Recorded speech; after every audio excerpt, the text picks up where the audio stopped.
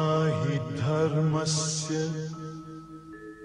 ग्लानिर्भवति भारत अभ्युत्थानम् अधर्मस्य तदात्मानं सृजाम्यहम् परित्राणाय साधूनां विनाशाय च दुष्कृतां धर्म संस्थापनार्थाय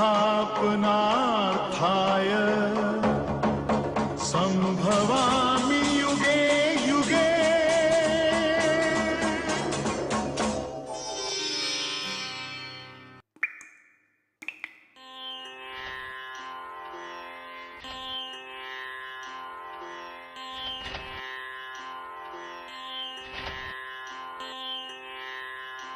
ನಮಸ್ಕಾರ ವೀಕ್ಷಕರೇ, ಸರ್ವಶಾಸ್ತ್ರ ಶಿರೋಮಣಿ ಭಗವದ್ಗೀತೆಯ ಕಾರ್ಯಕ್ರಮಕ್ಕೆ ತಮ್ಮೆಲ್ಲರಿಗೂ ಸ್ವಾಗತ. ಈ ವಿಷಯದ ಬಗ್ಗೆ ಚರ್ಚಿಸಲು ನಮ್ಮೊಡನೆ ಬ್ರಹ್ಮಕುಮಾರಿ ಶಿವಮಣಿ ಅಕ್ಕನವರು ಬಂದಿದ್ದಾರೆ. ಈ ಕಾರ್ಯಕ್ರಮಕ್ಕೆ ಸ್ವಾಗತ. ನಮಸ್ಕಾರ.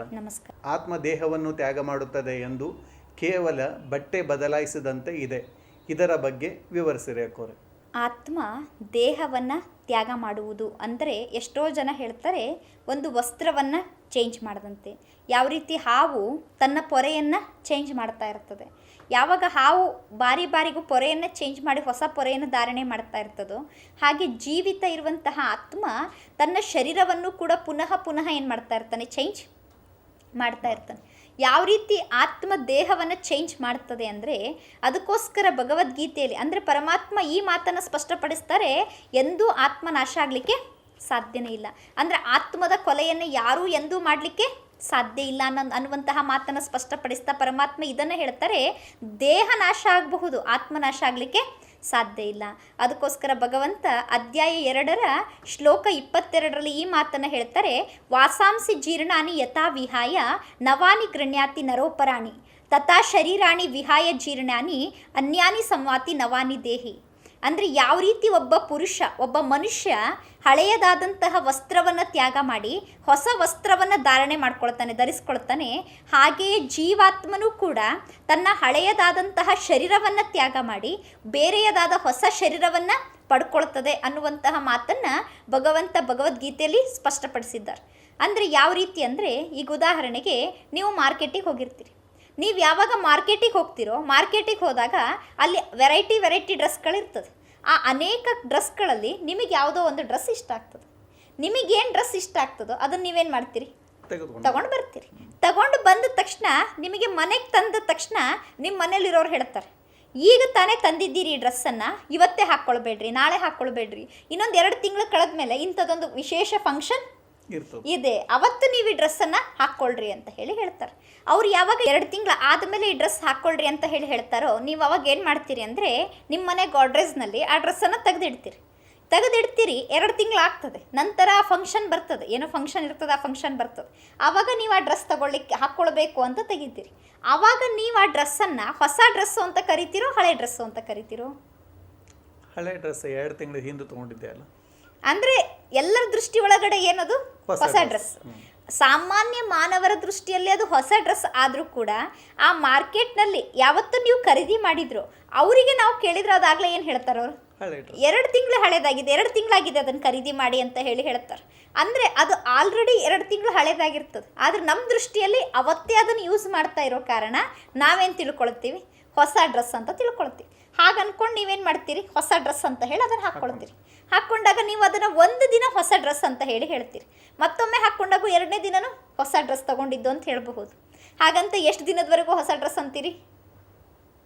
ಅಂದರೆ ಒಂದು 2-3 ತಿಂಗಳು ಕಂಟಿನ್ಯೂ ಆಗಿ ನೀವು ಆ ಡ್ರೆಸ್ ಬಳಸ್ತಾ ಹೋದರೆ 2-3 ತಿಂಗಳು ಮುಗಿಯೋದ್ರಲ್ಲಿ ನೀವು ಹೇಳ್ತೀರಿ ಈ ಡ್ರೆಸ್ ಏನಾಗಿದೆ, ಹಳೆ ಡ್ರೆಸ್ ಅಂತ ಹೇಳ್ತೀರಿ.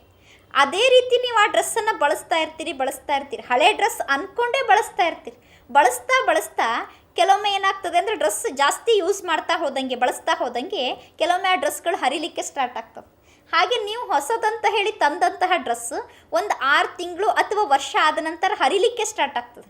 ಯಾವಾಗ ಆ ಡ್ರೆಸ್ ಹರಿತದೋ ಹರಿದಾಗ ನೀವೇನು ಮಾಡ್ತೀರಿ ಅಂದರೆ ಪುನಃ ಹೊಲಿಗೆ ಹಾಕಿ ಸ್ಟಿಚ್ ಮಾಡಿ ಆ ಡ್ರೆಸ್ಸನ್ನು ಬಳಸಲಿಕ್ಕೆ ಸ್ಟಾರ್ಟ್ ಮಾಡ್ತೀರಿ. ಸ್ಟಿಚ್ ಮಾಡಿ ನೀವೇನು ಆ ಡ್ರೆಸ್ಸನ್ನು ಬಳಸಲಿಕ್ಕೆ ಸ್ಟಾರ್ಟ್ ಮಾಡ್ತೀರೋ ಎಷ್ಟು ದಿನ ಇದೇ ರೀತಿ ಸ್ಟಿಚ್ ಮಾಡಿ ಬಳಸ್ತೀರಿ? ಒಂದು ಕಡೆ ಹರಿದಾಗ ಏನು ಮಾಡಬಹುದು? ಸ್ಟಿಚ್ ಮಾಡ್ಬೋದು, ಹೊಲಿಗೆ ಹಾಕಬಹುದು, ಬಳಸಬಹುದು. ಇನ್ನೊಂದು ಕಡೆ ಹರಿತಂದ್ರೂ ನೀವು ಹೊಲಿಗೆ ಹಾಕಬಹುದು, ಬಳಸಬಹುದು. ಅದೇ ಡ್ರೆಸ್ ಒಂದು 5-6 ಕಡೆ ಕಂಟಿನ್ಯೂಸ್ ಆಗಿ ಹರಿದು ಬಿಟ್ರೆ ಅವಾಗ ನಿಮಗೆ ಅನಿಸ್ತದೆ ಇನ್ನು ಈ ಡ್ರೆಸ್ ಹಾಕ್ಕೊಳ್ಳಿಕ್ಕೆ ಸಾಧ್ಯನೇ ಇಲ್ಲ, ಹಾಕ್ಕೊಳ್ಳಿಕ್ಕೆ ಬರೋದೇ ಇಲ್ಲ ಅಂತ ಗೊತ್ತಾದ ತಕ್ಷಣ ನೀವೇನು ಮಾಡ್ತೀರಿ ಅಂದರೆ ಮತ್ತೆ ಮಾರ್ಕೆಟಿಗೆ ಹೋಗ್ತೀರಿ, ಮತ್ತೊಂದು ಹೊಸ ಡ್ರೆಸ್ಸನ್ನು ತೊಗೊಂಡು ಬರ್ತೀರಿ, ಮತ್ತು ಹೊಸ ಡ್ರೆಸ್ಸನ್ನು ತೊಗೊಂಡು ಹಾಕ್ಕೊಳ್ತೀರಿ, ಹಳೆ ಡ್ರೆಸ್ಸನ್ನು ಬಿಟ್ಬಿಡ್ತೀರಿ. ಯಾವ ರೀತಿ ನೀವು ಡ್ರೆಸ್ ಹಳೇದಾದ ತಕ್ಷಣ ಹಳೆ ಡ್ರೆಸ್ಸನ್ನು ಬಿಟ್ಟು ಮತ್ತೆ ಹೊಸ ಡ್ರೆಸ್ಸನ್ನು ಹಾಕ್ಕೊಳ್ತೀರೋ ಹಾಗೆ ಚೈತನ್ಯ ಶಕ್ತಿಯಾದಂತಹ ಆತ್ಮನೂ ಕೂಡ ಫಸ್ಟ್ ಹೊಸ ಡ್ರೆಸ್ ಎಲ್ಲಿ ಹಾಕ್ಕೊಳ್ತದೆ ಆತ್ಮ ಹೊಸ ಡ್ರೆಸ್ಸನ್ನು ಅಂದರೆ ಫಸ್ಟ್ ತಾಯಿಯ ಗರ್ಭದಲ್ಲಿ ಆತ್ಮ ಪ್ರವೇಶ ಮಾಡ್ತದೆ. ಯಾವಾಗ ತಾಯಿಯ ಗರ್ಭದಲ್ಲಿ ಆತ್ಮ ಪ್ರವೇಶ ಮಾಡ್ತದೋ ಆಗ ಈ ಶರೀರ ಅನ್ನುವಂತಹ ಡ್ರೆಸ್ ಏನಿದೆ ಆತ್ಮಕ್ಕೆ ಹೊಸ ಡ್ರೆಸ್ ಇದ್ದಂತೆ. ಎಷ್ಟು ಹೊಸದು? ನೀವು ಮಾರ್ಕೆಟ್ನಲ್ಲಿದ್ದಾಗ ಡ್ರೆಸ್ ಎಷ್ಟು ಹೊಸ ಡ್ರೆಸ್ ಇತ್ತು ಅಂತ ಹೇಳ್ತೀರೋ ಹಾಗೆ ತಾಯಿಯ ಗರ್ಭದಲ್ಲಿದ್ದಾಗ ಆ ಶರೀರ ಏನಾಗಿರ್ತದೆ ಆತ್ಮಕ್ಕೆ ಹೊಸ ಡ್ರೆಸ್. ಯಾವ ರೀತಿ ನೀವು ಮಾರ್ಕೆಟಿಂದ ತಂದ ಮೇಲೆ 1-2 ತಿಂಗಳು ಗಾಡ್ರೇಜ್ನಲ್ಲಿಟ್ಟು ಆಮೇಲೆ ಹೊರಗಡೆ ತೆಗೆದ್ರೂ ಅದು ಹೊಸ ಡ್ರೆಸ್ ಅಂದರೂ ಕೂಡ ಮಾರ್ಕೆಟಲ್ಲಿ ಇದ್ದಷ್ಟು ಹೊಸದು ಅಲ್ಲ. ಹಾಗೆ ತಾಯಿಯ ಗರ್ಭದಲ್ಲಿರುವಂತಹ ಆತ್ಮ ಜನ್ಮ ಪಡ್ಕೊಂಡು ಹೊರಗಡೆ ಬಂದ ನಂತರ 1-4-5 ತಿಂಗಳದು ತಾಯಿಯ ಗರ್ಭದಲ್ಲಿ ಇರಬಹುದು. ಅಲ್ಲಿಂದ ಹೊರಗಡೆ ಬಂದ ಮೇಲೆ ಆ ಶರೀರ ಆ ಆತ್ಮಕ್ಕೆ ಹೊಸ ಡ್ರೆಸ್ಸು ಹಳೆ ಡ್ರೆಸ್ಸು ಅಂದರೆ ನಾವೇನು ಹೇಳ್ತೀವಿ ಹೊಸ ಶರೀರ. ಈಗ ತಾನೇ ಮಗು ಜನ್ಮವನ್ನು ಪಡ್ಕೊಂಡಿದೆ, ಈಗ ತಾನೇ ಜನ್ಮ ಪಡ್ಕೊಂಡಿದೆ ಅಂದ್ರೂ ಆತ್ಮ ತಾಯಿಯ ಗರ್ಭದಲ್ಲಿ ಪ್ರವೇಶ ಮಾಡೋ ಅಷ್ಟೊತ್ತಿಗೆ ಏನಾಗಿದೆ 4-5 ತಿಂಗಳು ಆಗಿದೆ. ಅಂದರೆ 4-5 ತಿಂಗಳು ಹಳೆ ಡ್ರೆಸ್ಸೇ ಆಗಿದೆ ಅದು. ಆದರೂ ಅದೇನು ಹೇಳ್ತದೆ ಹೊಸ ಶರೀರ ಅಂತ ಹೇಳಿ ಆತ್ಮ ಆ ಶರೀರವನ್ನು ಬಳಸಲಿಕ್ಕೆ ಸ್ಟಾರ್ಟ್ ಮಾಡ್ತದೆ. ನೀವು ಯಾವ ರೀತಿ ಒಂದೇ ದಿನ ಅದನ್ನು ಹೊಸ ಡ್ರೆಸ್ ಅಂದ್ಕೊಂಡ್ರಿ ಹಾಕ್ಕೊಂಡಾಗ 1-3-4 ತಿಂಗಳು ಕಂಟಿನ್ಯೂ ಆ ಡ್ರೆಸ್ಸನ್ನು ಹಾಕ್ಕೊಂಡ್ಮೇಲೆ ಆ ಡ್ರೆಸ್ಸನ್ನು ಹಳೆ ಡ್ರೆಸ್ ಅಂತ ಕರೆದ್ರು. ಹಾಗೆ ಆತ್ಮ ಶರೀರದಲ್ಲಿ ಪಾತ್ರ ಮಾಡ್ತಾ ಮಾಡ್ತಾ ಹೋದ ಮೇಲೆ ಕೆಲವೊಂದು ತಿಂಗಳು ಕೆಲವೊಂದು ವರ್ಷಗಳು ಕಳೆದ ಮೇಲೆ ಈ ಶರೀರ ಏನಾಗ್ಬಿಡ್ತದೆ ಹೊಸ ಡ್ರೆಸ್ ಇದ್ದಿದ್ದು ಹಳೆ ಡ್ರೆಸ್. ಅಂದರೆ ಈ ಶರೀರ ಅನ್ನುವಂತಹ ಡ್ರೆಸ್ ಏನು ಆತ್ಮ ಹಾಕ್ಕೊಂಡಿರ್ತದೆ ಇದು ಹಳೇದಾಗಲಿಕ್ಕೆ ಸ್ಟಾರ್ಟ್ ಆಗ್ತದೆ. ಹಳೇದಾಗಲಿಕ್ಕೆ ಸ್ಟಾರ್ಟ್ ಆದಮೇಲೆ ಇದು ಹಳೇದಾಗೋದ್ರಲ್ಲಿ ನಾವು ಬಾಲ್ಯಾವಸ್ಥೆ, ಯುವಾವಸ್ಥೆ, ಪ್ರೌಢಾವಸ್ಥೆ ಎಲ್ಲ ಪಾಸ್ ಮಾಡ್ತೀವಿ. ಆದರೆ ಈ ಡ್ರೆಸ್ ಹಳೇದಾಗಬೇಕಾದ್ರೆ ಹೇಗೆ ನೀವು ಬಳಸ್ತಾ ಇರೋ ಡ್ರೆಸ್ಸು 6 ತಿಂಗಳಿಗೊಮ್ಮೆ ಹರಿಬಹುದು, ಹರಿದಾಗ ನೀವೇನು ಮಾಡ್ತೀರಿ ಹೊಲಿಗೆ ಹಾಕಿ ಬಳಸ್ತೀರಿ. ಹಾಗೆ ಈ ದೇಹ ಅನ್ನುವಂತಹ ಡ್ರೆಸ್ಸಿಗೂ ಕೂಡ ಅವಾಗವಾಗ ಕಾಯಿಲೆಗಳು ಬರ್ತಾ ಇರ್ತದೆ. ಕಾಯಿಲೆಗಳು ಬಂದಾಗ ಇಂಜೆಕ್ಷನ್ ತಗೊಂಡು ಮಾತ್ರೆ ತಗೊಂಡು ಈ ಡ್ರೆಸ್ಸನ್ನು ರಿಪೇರಿ ಮಾಡಿ ಮಾಡಿ ನಾವೇನು ಮಾಡ್ತಾ ಇರ್ತೀವಿ ಬಳಸ್ತಾ ಇರ್ತೀವಿ, ರಿಪೇರಿ ಮಾಡಿ ಮಾಡಿ ಬಳಸ್ತಾ ಇರ್ತೀವಿ. ಕೊನೆಗೆ ಇನ್ನೂ ಸ್ವಲ್ಪ ದಿನ ಇದೇ ರೀತಿ ಈ ಶರೀರ ಅನ್ನೋ ಡ್ರೆಸ್ಸನ್ನು ಬಳಸ್ತಾ ಹೋದಾಗ ಒಂದು ದಿನ ಈ ಶರೀರಕ್ಕೆ ಯಾವುದೋ ಒಂದು ದೊಡ್ಡ ಕಾಯಿಲೆನೇ ಬರ್ತದೆ. ಯಾವಾಗ ಕಾಯಿಲೆ ಬರ್ತದೋ ಕಾಯಿಲೆ ಬಂದಾಗ ಆಪ್ರೇಷನ್ ಮಾಡಬೇಕಾಗ್ತದೆ. ಆಪ್ರೇಷನ್ ಮಾಡಬೇಕಾದಾಗ ಯಾವ ರೀತಿ ನಿಮ್ಮ ಡ್ರೆಸ್ ಹರಿದಾಗ ನೀವು ಹೊಲಿಗೆ ಹಾಕಿದ್ರೋ ಹಾಗೆ ಆಪ್ರೇಷನ್ ಮಾಡಿದಾಗ ಈ ಶರೀರಕ್ಕೂ ಕೂಡ ಡಾಕ್ಟ್ರ್ ಏನು ಮಾಡ್ತಾರೆ ಹೊಲಿಗೆ ಹಾಕ್ತಾರೆ. ಹೊಲಿಗೆ ಹಾಕಿ ಸ್ಟಿಚಸ್ ಹಾಕಿ ಮತ್ತೆ ರಿಪೇರಿ ಮಾಡ್ತಾರೆ ಶರೀರವನ್ನು. ಈ ಶರೀರ ಅನ್ನುವಂತಹ ಡ್ರೆಸ್ಸನ್ನು ಮತ್ತೆ ರಿಪೇರಿ ಮಾಡಿ ಮಾಡಿ ನಾವೇನು ಮಾಡ್ತಾ ಇರ್ತೀವಿ ಬಳಸ್ತಾ ಇರ್ತೀವಿ. ಹೀಗೆ ರಿಪೇರಿ ಮಾಡಿ ಮಾಡಿ ಈ ಶರೀರ ಅನ್ನುವಂತಹ ಡ್ರೆಸ್ಸನ್ನು ಎಷ್ಟು ದಿನ ಬಳಸ್ಬಹುದು? ಹೇಗೆ ಆ ಡ್ರೆಸ್ 1 ವರ್ಷ 2 ವರ್ಷ ಆಯಿತು ಅಂದರೆ ಬಹಳಷ್ಟು ಕಡೆ ಹರಿತು, ಇನ್ನು ಹೊಲಿಲಿಕ್ಕೆ ಸಾಧ್ಯನೇ ಇಲ್ಲ, ಬಳಸಲಿಕ್ಕೆ ಸಾಧ್ಯನೇ ಇಲ್ಲ ಅಂದ ತಕ್ಷಣ ನೀವು ಆ ಹಳೆಯ ಡ್ರೆಸ್ಸನ್ನು ಬಿಟ್ಟು ಮತ್ತೆ ಹೊಸ ಡ್ರೆಸ್ಸನ್ನು ತಗೊಳ್ತೀರೋ ಹಾಗೆ ಈ ಶರೀರ ಅನ್ನುವಂತಹ ಡ್ರೆಸ್ಸು ಕೂಡ ಯಾವಾಗ ಸಂಪೂರ್ಣ ಹಳೇದಾಗ್ತದೆ, ಹಳೇದಾದ ಮೇಲೆ ಇದನ್ನು ಬಳಸಲಿಕ್ಕೆ ಆಗೋದಿಲ್ಲ, ಇನ್ನು ಈ ಶರೀರದಲ್ಲಿ ಯಾವುದೂ ಕೆಲಸ ಮಾಡಲಿಕ್ಕೆ ಆಗೋದಿಲ್ಲ ಅಂತ ಯಾವಾಗ ಆತ್ಮಕ್ಕೆ ಗೊತ್ತಾಗ್ತದೋ, ಗೊತ್ತಾದ ತಕ್ಷಣ ಆತ್ಮ ಈ ಹಳೆಯ ಶರೀರ ಅನ್ನುವಂತಹ ವಸ್ತ್ರವನ್ನು ಬಿಟ್ಬಿಡ್ತದೆ. ಮತ್ತೆ ಇನ್ನೊಂದು ಕಡೆ ಹೋಗಿ ತಾಯಿಯ ಗರ್ಭದಲ್ಲಿ ಪ್ರವೇಶವನ್ನು ಮಾಡ್ತದೆ. ತಾಯಿಯ ಗರ್ಭದಲ್ಲಿ ಪ್ರವೇಶ ಮಾಡಿ ಮತ್ತೆ ಹೊಸ ಡ್ರೆಸ್ಸನ್ನು ಹಾಕ್ಕೊಳ್ತದೆ. ಅಂದರೆ ಆತ್ಮದ ಜನನ ಮತ್ತು ಮರಣ ಅಂದರೆ ಭಯಪಡುವಂತಹ ಯಾವ ಮಾತು ಇಲ್ಲ ಇದರಲ್ಲಿ. ಆತ್ಮದ ಮರಣ ಅಂದರೆ ಕೇವಲ ಡ್ರೆಸ್ ಮತ್ತು ಅಡ್ರೆಸ್ ಎರಡನ್ನೇ ಚೇಂಜ್ ಮಾಡೋದು. ಜನನ ಮತ್ತು ಮರಣ ಅಂದರೆ ಕೇವಲ ಡ್ರೆಸ್ ಮತ್ತು ಅಡ್ರೆಸ್ ಎರಡನ್ನೇ ಚೇಂಜ್ ಮಾಡ್ತೀವಿ. ಅಂದರೆ ಇವತ್ತು ನಾನು ಈ ಡ್ರೆಸ್ ಹಾಕ್ಕೊಂಡು ಇಲ್ಲಿ ಕುತ್ಕೊಂಡಿದ್ದೀನಿ, ಒಂದು ವೇಳೆ ನಾನು ಈ ಶರೀರವನ್ನು ತ್ಯಾಗ ಮಾಡಿದರೆ ನಂದು ಡ್ರೆಸ್ ಚೇಂಜ್ ಆಗ್ತದೆ. ಈಗ ಯುವಾವಸ್ಥೆಯಲ್ಲಿದ್ದೀನಿ, ನಾಳೆ ಮಗುವಾಗಿ ಹುಡ್ತೀನಿ ಅಂದರೆ ಡ್ರೆಸ್ ಚೇಂಜ್ ಆಯಿತು ಮತ್ತು ನನ್ನ ಅಡ್ರೆಸ್ ಚೇಂಜ್ ಆಯಿತು. ಇವತ್ತು ಈ ಊರಿನಲ್ಲಿ ಇರಬಹುದು, ನಾಳೆ ಇನ್ನೊಂದು ಊರಿನಲ್ಲಿ ಇನ್ನೊಂದು ಮನೆಯಲ್ಲಿ ಹುಟ್ಟಬಹುದು. ಅಡ್ರೆಸ್ ಚೇಂಜ್ ಆಗ್ತದೆ, ಡ್ರೆಸ್ ಚೇಂಜ್ ಆಗ್ತದೆ. ಅಂದರೆ ಜನನ ಮತ್ತು ಮರಣ ಅಂದರೆ ಇಲ್ಲಿ ಭಯ ಪಡುವಂತಹ ಯಾವುದೇ ಮಾತುಗಳು ಇಲ್ಲ. ಇಲ್ಲಿ ಜನನ ಮತ್ತು ಮರಣ ಅಂದರೆ ಕೇವಲ ಡ್ರೆಸ್ ಮತ್ತು ಆ ಡ್ರೆಸ್ಸನ್ನು ಚೇಂಜ್ ಮಾಡಿದಂತೆ. ಅಂದರೆ ಆತ್ಮ ಶರೀರದಲ್ಲಿ ಪ್ರವೇಶ ಮಾಡ್ತು, ತಾಯಿಯ ಗರ್ಭದಲ್ಲಿ ಪ್ರವೇಶ ಮಾಡ್ತು ಅಂದರೆ ಹೊಸ ಡ್ರೆಸ್ ಹಾಕ್ಕೊಳ್ತು ಅಂತ ತಿಳ್ಕೊಳ್ಬೇಕು. ಆತ್ಮ ಮೃತ್ಯುವನ್ನು ಹೊಂದಿತು ಅಥವಾ ಸಾಯ್ತು, ಆ ಶರೀರದಿಂದ ಹೊರಗಡೆ ಬಂತು ಅಂದರೆ ತಿಳ್ಕೊಳ್ಬೇಕು ಈ ಹಳೆ ಡ್ರೆಸ್ಸನ್ನು ಆತ್ಮ ಬಿಡ್ತು. ಹಾವು ಹೇಗೆ ಪೊರೆಯನ್ನು ಚೇಂಜ್ ಮಾಡ್ತದೋ ಹಾಗೆ ಆತ್ಮ ಏನು ಮಾಡ್ತಾ ಇರ್ತದೆ, ಡ್ರೆಸ್ಸನ್ನು ಚೇಂಜ್ ಮಾಡ್ತಾ ಇರ್ತದೆ. ನಾವು ಹೇಗೆ ಸ್ಥೂಲವಾದ ಡ್ರೆಸ್ಸನ್ನು ಚೇಂಜ್ ಮಾಡ್ತಾ ಇರ್ತೀವೋ ಹಾಗೆ ಆತ್ಮ ಕೂಡ ಏನು ಮಾಡ್ತದೆ, ಈ ಶರೀರ ಅನ್ನುವಂತಹ ಡ್ರೆಸ್ಸನ್ನು ಚೇಂಜ್ ಮಾಡ್ತಾ ಇರ್ತದೆ. ಈ ಶರೀರ ಅನ್ನುವಂತಹ ಡ್ರೆಸ್ಸನ್ನು ನಾವೇನು ಚೇಂಜ್ ಮಾಡ್ತೀವಿ ಇದನ್ನು ಒಂದು ಕಾರಿಗೂ ಕೂಡ ಹೋಲಿಕೆ ಮಾಡಲಾಗ್ತದೆ. ಯಾವ ರೀತಿ ನೀವೊಂದು ಹೊಸ ಕಾರ್ ತಂದಿರ್ತೀರಿ, ಹೊಸ ಕಾರು ತಂದಾಗ ನೀವು ಅದನ್ನು ಬಹಳ ಈಸಿಯಾಗಿ ಬಳಸ್ತಾ ಇರ್ತೀರಿ. ಬಳಸ್ತಾ ಯಾವಾಗ ಕಾರು ಅನೇಕ ವರ್ಷಗಳಾದ ಮೇಲೆ ಹಳೇದಾಗ್ತದೋ, ಹಳೇದಾದಾಗ ಅದರಲ್ಲಿ ಇಂಜಿನ್ಗಳು ಸರಿಯಾಗಿ ಕೆಲಸ ಮಾಡಲ್ಲ, ಎಲ್ಲಿ ಬೇಕಲ್ಲಿ ನಿಲ್ತಾ ಇರ್ತದೆ. ಯಾವಾಗ ಆ ಕಾರ್ ಹಳೇದಾಗಿದೆ ಅಂತ ಗೊತ್ತಾಗ್ತದೋ ನಿಮಗೆ ಅದನ್ನ ಯೂಸ್ ಮಾಡಲಿಕ್ಕೆ ಆಗಲ್ಲ ಅಂತ ಗೊತ್ತಾದ ತಕ್ಷಣ ಮತ್ತೆ ಕಾರಿನ ಮಾಲೀಕ ಏನು ಮಾಡ್ತಾನೆ, ಹಳೆ ಕಾರನ್ನು ಬಿಡ್ತಾನೆ, ಮತ್ತೆ ಹೊಸ ಕಾರನ್ನು ಖರೀದಿ ಮಾಡ್ತಾನೆ. ಹೇಗೆ ಒಬ್ಬ ಮಾಲೀಕ ಕಾರನ್ನು ಚೇಂಜ್ ಮಾಡ್ತಾನೋ, ಹಳೆ ಕಾರನ್ನು ಬಿಟ್ಟು ಹೊಸ ಕಾರನ್ನು ತೆಗೆದುಕೊಂಡು ಓಡಾಡ್ಲಿಕ್ಕೆ ಸ್ಟಾರ್ಟ್ ಮಾಡ್ತಾನೋ, ಹಾಗೆಯೇ ಈ ಆತ್ಮ ಅನ್ನುವಂತಹ ಚೈತನ್ಯ ಶಕ್ತಿ ಕೂಡ ಈ ಶರೀರ ಅನ್ನುವಂಥದ್ದು ಒಂದು ಕಾರು. ಇದರಲ್ಲಿ ಇರ್ತೀವಿ ನಾವು. ಈ ಕಾರ್ ಹಳೇದಾಯಿತು ಅಂದರೆ ಏನು ಮಾಡ್ತೀವಿ, ಈ ಹಳೆ ಕಾರನ್ನು ಬಿಡ್ತೀವಿ, ಮತ್ತೊಂದು ಹೊಸ ಕಾರನ್ನು ತಗೊಳ್ತೀವಿ. ಅಂದರೆ ಬರೀ ಡ್ರೆಸ್ಸನ್ನು ಚೇಂಜ್ ಮಾಡದಂತೆ, ಅಡ್ರೆಸ್ಸನ್ನು ಚೇಂಜ್ ಮಾಡದಂತೆ ಮಾತ್ರ ಆಗಿದೆ.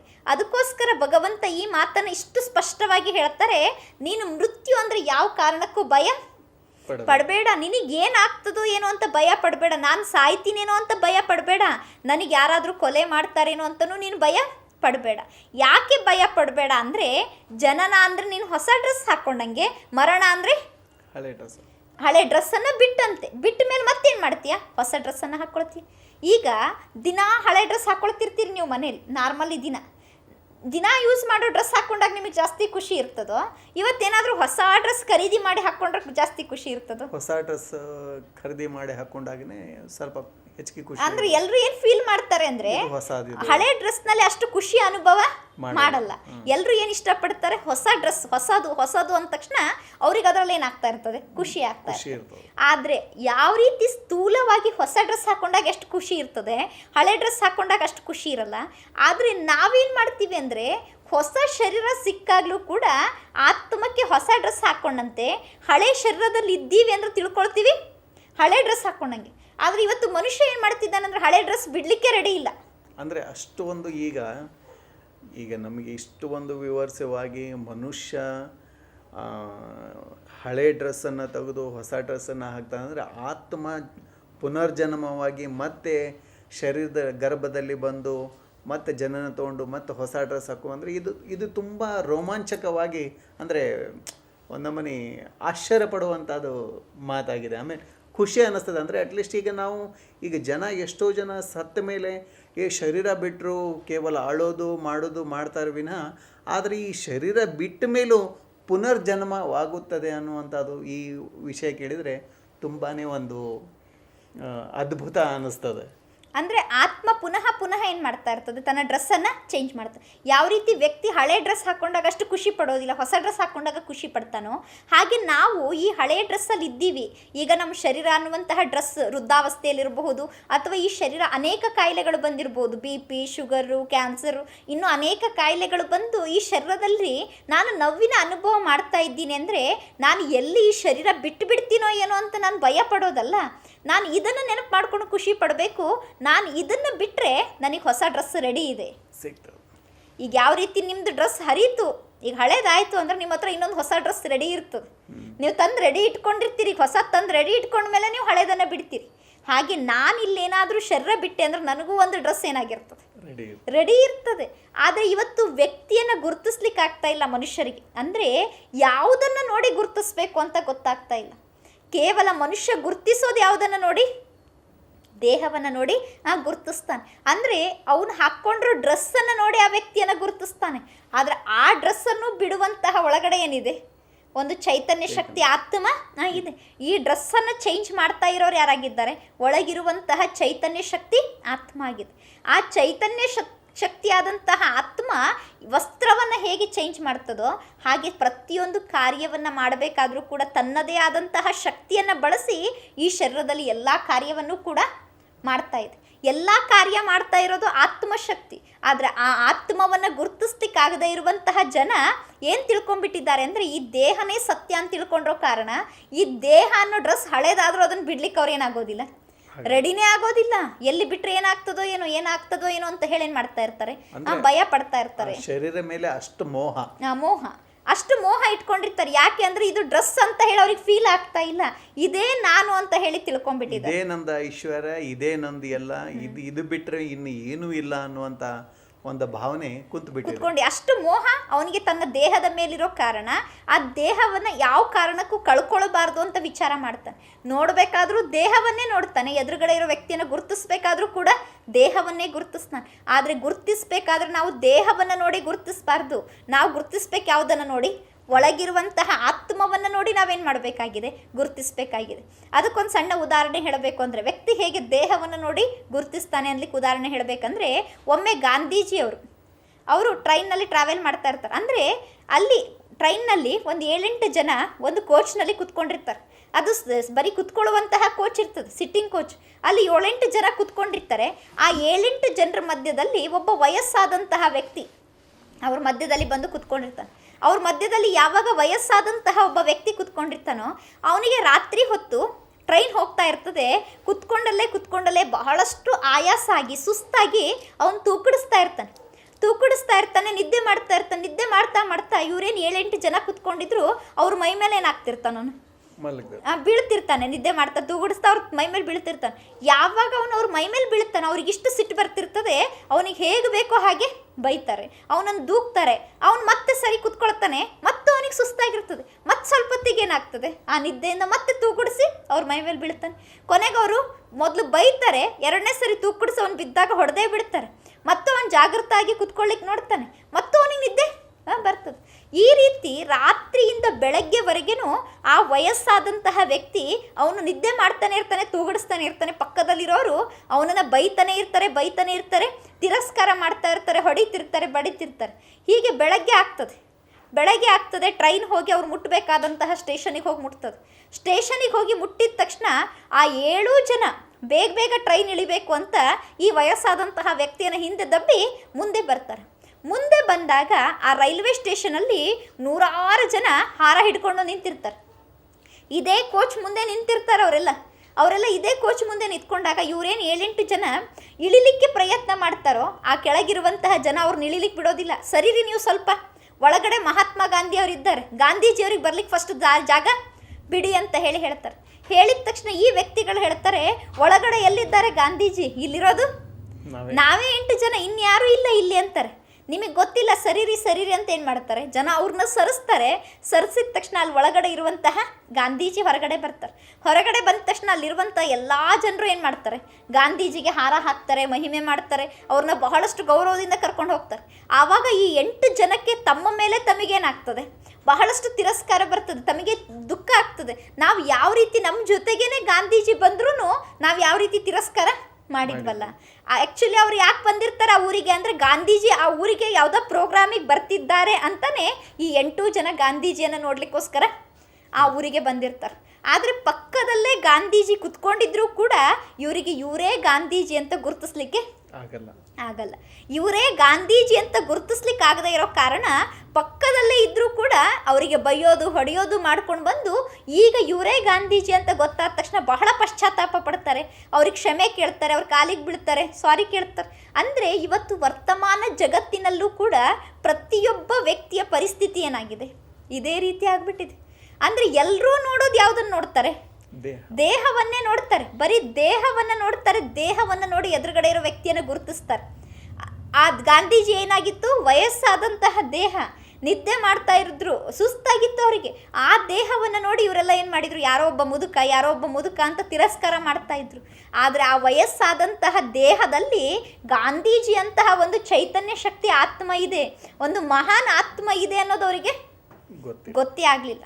ಯಾವಾಗ ಒಂದು ಮಹಾನ್ ಆತ್ಮ ಆ ದೇಹದಲ್ಲಿ ಇದೆ ಅನ್ನೋದು ಅವ್ರಿಗೆ ಗೊತ್ತಾದ ತಕ್ಷಣ ಅವರಿಗೆ ತಮ್ಮ ಮೇಲೆ ತಮಗೆ ತಿರಸ್ಕಾರ ಬಂತು, ತಮ್ಮ ಮೇಲೆ ತಮಗೆ ನಾಚಿಕೆ ಆಗಲಿಕ್ಕೆ ಸ್ಟಾರ್ಟ್ ಆಯಿತು. ಹಾಗೆ ವರ್ತಮಾನ ಜಗತ್ತಿನಲ್ಲಿ ಎಲ್ಲ ವ್ಯಕ್ತಿಗಳ ಸ್ಥಿತಿ ಹೇಗಾಗಿದೆ ಅಂದರೆ, ಎದುರುಗಡೆ ಇರೋರ್ದು ಬರೀ ಡ್ರೆಸ್ ಕಾಣಿಸ್ತಾ ಇದೆ ನಮಗೆ. ಅವ್ರು ಏನೇನು ಡ್ರೆಸ್ ಹಾಕ್ಕೊಂಡಿದ್ದಾರೋ ಆ ಡ್ರೆಸ್ ಕಾಣಿಸ್ತಾ ಇದೆ. ಅಂದರೆ ಇವನು ಬಹಳ ಶ್ರೀಮಂತ, ಇವನು ಬಹಳ ಬಡವ, ಇವನು ಬಹಳ ವಿದ್ಯಾವಂತ, ಇವನು ಅವಿದ್ಯಾವಂತ, ಇವನು ಒಳ್ಳೆ ಪೋಸ್ಟಲ್ಲಿದ್ದಾನೆ, ಇವನು ಸಣ್ಣ ಪೋಸ್ಟ್ನಲ್ಲಿದ್ದಾನೆ. ಇದನ್ನೆಲ್ಲ ಏನು ನೋಡಿ ಗುರುತಿಸ್ತೀವಿ? ಬರೀ ಅವ್ರು ಹಾಕ್ಕೊಂಡಿರೋ ಡ್ರೆಸ್, ಅವ್ರ ಶರೀರ ಎರಡನ್ನೇ ನೋಡಿ ನಾವು ಗುರುತಿಸ್ತೀವಿ. ಆದರೆ ಆ ಒಳಗಡೆ ಇರುವಂತಹ ಚೈತನ್ಯ ಶಕ್ತಿ ಆತ್ಮ ಏನಿದೆ, ಅದ್ರೊಳಗಡೆ ಎಷ್ಟು ಒಳ್ಳೆ ಕ್ವಾಲಿಟೀಸ್ ಬೇಕಾದರೂ ಇರಬಹುದು, ಅದ್ರೊಳಗಡೆ ಎಷ್ಟು ಒಳ್ಳೆ ಗುಣಗಳು ಬೇಕಾದರೂ ಇರಬಹುದು. ಆ ಚೈತನ್ಯ ಶಕ್ತಿ ಆತ್ಮವನ್ನು ಯಾರು ಏನು ಮಾಡೋದಿಲ್ಲ, ನೋಡೋದೇ ಇಲ್ಲ. ಅದ್ರೊಳಗಡೆ ಇರೋ ಗುಣಗಳನ್ನು ಗುರುತಿಸೋದೇ ಇಲ್ಲ, ಅದನ್ನು ನೋಡೋದೇ ಇಲ್ಲ. ಯಾಕೆ ಅಂದರೆ ಎಲ್ಲರೂ ಏನಾಗಿದ್ದಾರೆ, ಕೇವಲ ಚರ್ಮವನ್ನು ನೋಡುವಂತಹ ಚಮ್ಮಾರರೇ ಆಗಿದ್ದಾರೆ. ದೇಹವನ್ನು ನೋಡುವಂಥವ್ರು, ಚರ್ಮವನ್ನು ನೋಡುವಂಥವ್ರು. ಅದಕ್ಕೋಸ್ಕರ ಒಳಗಿರುವಂತಹ ಶಕ್ತಿಯನ್ನು ಜನರಿಗೆ ಗುರುತಿಸ್ಲಿಕ್ಕೆ ಆಗ್ತಾ ಇಲ್ಲ. ಅದನ್ನು ಅರ್ಜುನನಿಗೂ ಕೂಡ ಆ ಟೈಮ್ನಲ್ಲಿ ಗುರುತಿಸ್ಲಿಕ್ಕೆ ಆಗಲಿಲ್ಲ. ಅವನಿಗೂ ಏನು ಕಾಣಿಸ್ತಾ ಇದೆ, ಬರೀ ಎಲ್ಲರದ್ದು ದೇಹ ಕಾಣಿಸ್ತಾ ಇದೆ. ದೇಹ ಕಾಣಿಸ್ತಾ ಇರೋ ಕಾರಣ ಅವನು ಏನು ಹೇಳ್ತಾ ಇದ್ದಾನೆ, ಇವ್ರು ನಮ್ಮ ಚಿಕ್ಕಪ್ಪ, ಇವ್ರು ನಮ್ಮ ದೊಡ್ಡಪ್ಪ, ಇವ್ರು ನಮ್ಮ ಋಷಿ ಗುರುಗಳು, ಇವ್ರು ನಮ್ಮ ಪಿತಾಮಹ. ಈ ಮಾತನ್ನು ಅರ್ಜುನ ಹೇಳ್ತಾ ಇದ್ದಾನೆ. ಅವ್ರ ಒಳಗಡೆ ಇರುವ ಚೈತನ್ಯ ಶಕ್ತಿ ಆತ್ಮ ಏನಿದೆ, ಆ ಡ್ರೆಸ್ ಹಾಕ್ಕೊಂಡಿದೆ ಅಷ್ಟೇ.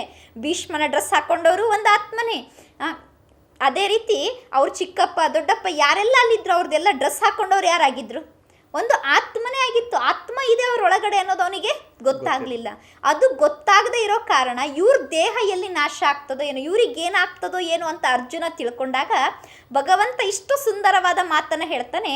ಡ್ರೆಸ್ ಹಳೇದಾದ್ಮೇಲೆ ಹೇಗೆ ಬಿಡಲೇಬೇಕು, ಆ ಡ್ರೆಸ್ಸನ್ನು ಚೇಂಜ್ ಮಾಡಲೇಬೇಕು. ಹಾಗೆ ಚೈತನ್ಯ ಶಕ್ತಿಯಾದಂತಹ ಆತ್ಮನೂ ಕೂಡ ಏನು ಮಾಡ್ತದೆ, ಡ್ರೆಸ್ ಹಳೇದಾಯಿತು, ಈ ಶರೀರ ಅನ್ನೋ ಡ್ರೆಸ್ ಹಳೇದಾಯಿತು ಅಂದರೆ ಏನು ಮಾಡ್ತದೆ, ಈ ಹಳೆ ಡ್ರೆಸ್ಸನ್ನು ಅವಶ್ಯವಾಗಿ ತ್ಯಾಗ ಮಾಡೇ ಮಾಡ್ತದೆ. ಹಳೆ ಡ್ರೆಸ್ಸನ್ನು ತ್ಯಾಗ ಮಾಡಿ ಆತ್ಮ ಪುನಃ ಏನು ಮಾಡ್ತದೆ, ಮತ್ತೊಂದು ಹೊಸ ಡ್ರೆಸ್ಸನ್ನು ಧಾರಣೆ ಮಾಡ್ಕೊಳ್ತದೆ. ಅಂದರೆ ಆತ್ಮದ ಜನನ ಮರಣವನ್ನು ನೋಡಿ ಎಂದೂ ಭಯವನ್ನು ಪಡಬೇಡ, ದುಃಖವನ್ನು ಪಡಬೇಡ, ಕೇವಲ ಡ್ರೆಸ್ಸನ್ನು ಚೇಂಜ್ ಮಾಡಿದಂತೆ ಅನ್ನುವಂತಹ ಮಾತನ್ನು ಭಗವಂತ ಇಷ್ಟು ಸುಂದರವಾಗಿ ಹೇಳ್ತಾರೆ. ಅಂದರೆ ಇವತ್ತು ನಮ್ಮ ಜೀವನದಲ್ಲೂ ನಾವು ಈ ಮಾತನ್ನೇನಾದರೂ ಅಪ್ಲೈ ಮಾಡಿಕೊಂಡ್ರೆ, ಅಂದರೆ ಭಗವದ್ಗೀತೆಯಲ್ಲಿ ಇದನ್ನು ಬರೀ ಅರ್ಜುನನಿಗೆ ಹೇಳ್ದ ಅನ್ನೋದನ್ನು ಮರೆತು ನಾವೇನಾದರೂ ನಮಗೂ ಭಗವಂತ ಈ ಮಾತನ್ನು ಹೇಳಿದ್ದಾರೆ. ಅಂದರೆ ಈ ಹಳೆಯದಾದ ವಸ್ತ್ರವನ್ನು ಏನು ಮಾಡು, ಅಂದರೆ ತ್ಯಾಗ ಮಾಡಿದ್ರೆ ನಿನಗೆ ಮತ್ತೊಂದೇನಾಗ್ತದೆ, ಹೊಸ ವಸ್ತ್ರ ಸಿಗ್ತದೆ.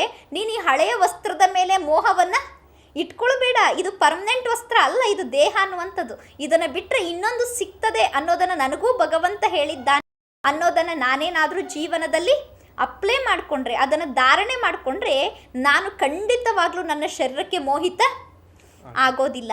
ನನ್ನ ಶರೀರದಲ್ಲಿ ಏನೇ ಚೇಂಜಸ್ ಆಗಲಿ, ಏನೇ ಕಾಯಿಲೆಗಳು ಬರಲಿ, ಏನೇ ಆಗಲಿ, ನಾನು ಇವತ್ತಲ್ಲ ನಾಳೆ ಈ ಹಳೆಯ ಡ್ರೆಸ್ಸನ್ನು ಬಿಟ್ಟೇ ಬಿಡ್ತೀನಿ. ಮತ್ತೆ ನನಗೆ ಪುನಃ ಒಂದು ಹೊಸ ಡ್ರೆಸ್ ಸಿಗ್ತದೆ ಅನ್ನುವಂತಹ ಖುಷಿ ನನ್ನ ಜೀವನದಲ್ಲಿ ನನಗೆ ಇರ್ತದೆ. ಆದರೆ ಇವತ್ತು ವ್ಯಕ್ತಿ ಜನನ ಅಂದ ತಕ್ಷಣ ಎಷ್ಟು ಖುಷಿ ಪಡ್ತಾನೋ, ಮರಣ ಅನ್ನೋ ಮಾತು ಕೇಳಿದ ತಕ್ಷಣ ಅಷ್ಟು ಖುಷಿ ಪಡೋದಿಲ್ಲ. ಯಾಕೆಂದರೆ ಅವನ ಜೀವನದಲ್ಲಿ ಅವನ ತಯಾರಿ ಕೇವಲ ಜನನಕ್ಕೋಸ್ಕರ ತಯಾರಿ ಇದೆ.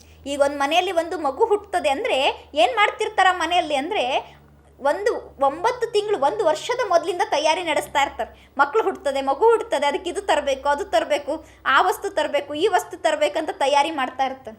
ಅಂದರೆ ಪೂರ್ವ ತಯಾರಿ ಇದೆ, ಯಾವುದಕ್ಕೋಸ್ಕರ, ಜನನಕ್ಕೋಸ್ಕರ ಪೂರ್ವ ತಯಾರಿ ಇದೆ. ಅದೇ ರೀತಿ ಇನ್ನು ಮನೆಯಲ್ಲಿ ಏನೇ ಸ್ಪೆಷಲ್ ಫಂಕ್ಷನ್ಗಳು ನಡೀಲಿ, ಪ್ರತಿಯೊಂದು ಫಂಕ್ಷನ್ಗಳಿಗೂ ಮನೇಲಿ ಏನು ಮಾಡ್ತಾ ಇರ್ತಾರೆ, ಮೊದಲೇ ತಯಾರಿ ಮಾಡ್ತಾ ಇರ್ತಾರೆ, ಪೂರ್ವ ತಯಾರಿ. ಇಂಥ ಫಂಕ್ಷನ್ ನಡಿಬೇಕಂದ್ರೆ ಇಷ್ಟು ತಿಂಗಳು ಮೊದಲೇ ಏನು ಮಾಡಬೇಕು, ತಯಾರಿ ಮಾಡಬೇಕು. ಒಂದು ಬರ್ತಡೇ ಮಾಡಬೇಕಂದ್ರೆ 1 ವಾರ ಮೊದಲೇ ತಯಾರಿ ಮಾಡಬೇಕು. ಒಂದು ದೊಡ್ಡ ಹಬ್ಬ ಮಾಡಬೇಕಂದ್ರೆ ಇಷ್ಟು ದಿನ ಮೊದಲೇ ತಯಾರಿ ಮಾಡ್ಕೊಳ್ಬೇಕು. ಒಂದು ಮದುವೆ ಮಾಡಬೇಕಂದ್ರೆ 2-3 ವರ್ಷದ ಮೊದಲೇ ತಯಾರಿ ಮಾಡ್ಕೊಳ್ಬೇಕು. ಇದೆಲ್ಲ ತಯಾರಿ ಮಾಡ್ಕೊಳ್ತಾ ಇರೋ ಮಾನವ ಒಂದು ದಿನ ನಾನು ರಿಟರ್ನ್ ಹೋಗಲೇಬೇಕು, ಈ ಹಳೆಯ ಡ್ರೆಸ್ಸನ್ನು ಬಿಡಲೇಬೇಕು, ಮತ್ತು ಹೊಸ ಡ್ರೆಸ್ ಹಾಕ್ಕೊಳ್ಳಿಕ್ಕೆ ಹೋಗಬೇಕು. ಆದರೆ ಅದಕ್ಕೋಸ್ಕರ ಏನೂ ತಯಾರಿ ಇಲ್ಲ. ಇವತ್ತು ತಯಾರಿ ಯಾವುದಕ್ಕಿದೆ ಅಂದರೆ, ಬಿಡುವಂತಹ ದೇಹಕ್ಕೋಸ್ಕರ ತಯಾರಿ ಇದೆ, ಜನನಕ್ಕೋಸ್ಕರ ತಯಾರಿ ಇದೆ, ಮದುವೆಗೋಸ್ಕರ ತಯಾರಿ ಇದೆ, ಫಂಕ್ಷನ್ಗಳಿಗೋಸ್ಕರ ತಯಾರಿ ಇದೆ, ಉತ್ಸವಗಳಿಗೋಸ್ಕರ ತಯಾರಿ ಇದೆ. ಆದರೆ ಮರಣಕ್ಕೋಸ್ಕರ ಏನೂ ತಯಾರಿ ಇಲ್ಲ. ಅಂದರೆ ನಾನು ಈ ಹಳೆಯ ಡ್ರೆಸ್ ಬಿಟ್ಟರೂ ನನಗೆ ಒಳ್ಳೆ ಹೊಸ ಡ್ರೆಸ್ಸೇ ಸಿಗಬೇಕು, ಒಳ್ಳೆ ಹೊಸ ಡ್ರೆಸ್ಸೇ ಸಿಗಬೇಕು ಅಂದರೆ ನಾನು ಎಂತಹ ಡ್ರೆಸ್ಸನ್ನು ತಯಾರು ಮಾಡ್ಕೊಳ್ಬೇಕು, ಆ ತಯಾರಿ ನಮಗೆ ಇವತ್ತು ಮಾಡ್ಕೊಳ್ಳಿಕ್ಕೆ ಆಗ್ತಾ ಇಲ್ಲ.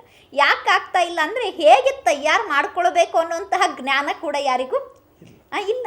ಅಂದರೆ ನನಗೆ ಒಳ್ಳೆ ಡ್ರೆಸ್ ಸಿಗಬೇಕಂದ್ರೆ ನನ್ನ ಹತ್ರ ಬರೀ ಪುಣ್ಯನೇ ಇರಬೇಕು. ಪಾಯಿತು ಅಂದರೆ ನನಗೆ ಒಳ್ಳೆ ಡ್ರೆಸ್ ಸಿಗೋದಿಲ್ಲ.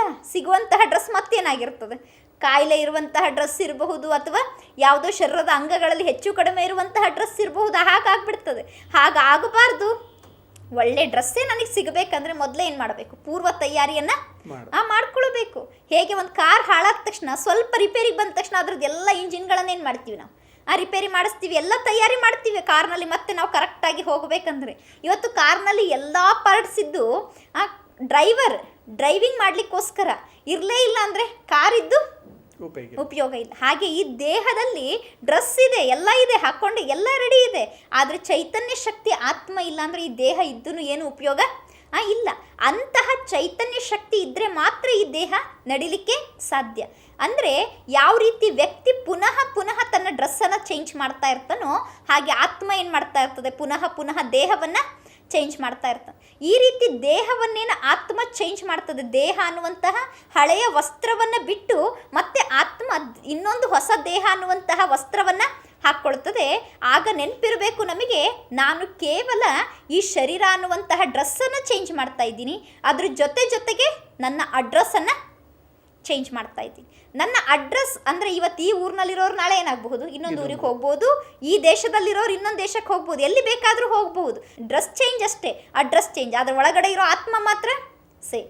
ಈ ಮಾತನ್ನು ಭಗವಂತ ಇಷ್ಟು ಸ್ಪಷ್ಟವಾಗಿ ಹೇಳ್ತಾರೆ, ನೀನು ಎಂದೂ ದುಃಖ ಪಡಬೇಡ, ದೇಹವನ್ನು ತ್ಯಾಗ ಮಾಡಲಿಕ್ಕೆ ದುಃಖ ಪಡಬೇಡ, ಹಳೆ ಡ್ರೆಸ್ಸನ್ನು ಬಿಟ್ಟು ಹೊಸ ಡ್ರೆಸ್ಸನ್ನು ಆತ್ಮ ಹಾಕ್ಕೊಳ್ತದೆ ಅನ್ನುವಂತಹ ಮಾತನ್ನು ಹೇಳ್ತಾರೆ. ಅಕ್ಕನವರು ಗೀತೆಯ ರಹಸ್ಯ ಬಗ್ಗೆ ತುಂಬ ಚೆನ್ನಾಗಿ ವಿವರಿಸಿದರು. ಧನ್ಯವಾದಗಳು. ನಮಸ್ಕಾರ ವೀಕ್ಷಕರೇ, ಗೀತೆಯ ರಹಸ್ಯ ಬಗ್ಗೆ ತುಂಬ ಚೆನ್ನಾಗಿ ತಿಳಿದುಕೊಂಡಿದ್ದೇನೆ ಹಾಗೂ ತಮಗೂ ತಿಳಿದಿರಬಹುದು ಎಂದು ಭಾವಿಸುತ್ತೇನೆ. ಮತ್ತೆ ಮುಂದಿನ ಸಂಚಿಕೆಯಲ್ಲಿ ಗೀತೆಯ ರಹಸ್ಯ ಬಗ್ಗೆ ತಿಳಿದುಕೊಳ್ಳೋಣ. ನಮಸ್ಕಾರ ವೀಕ್ಷಕರೇ.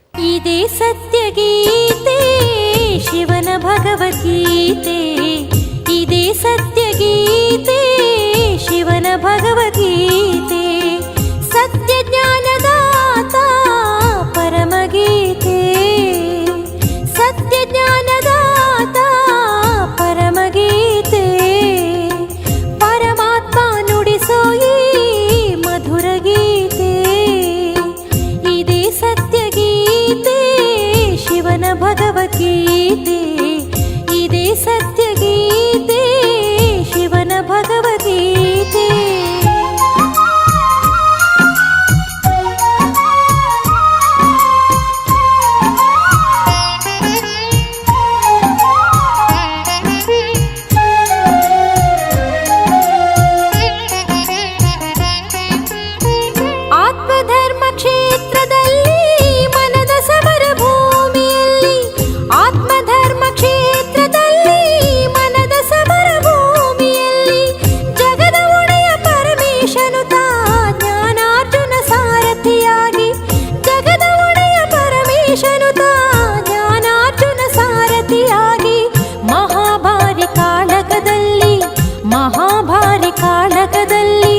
ಅಸುರ ಶಕ್ತಿ ಸಂಹಾರಗೈದ, ಅಸುರ ಶಕ್ತಿ ಸಂಹಾರಗೈದ, ಇದೇ ಸತ್ಯ ಗೀತೆ ಶಿವನ ಭಗವದ್ಗೀತೆ.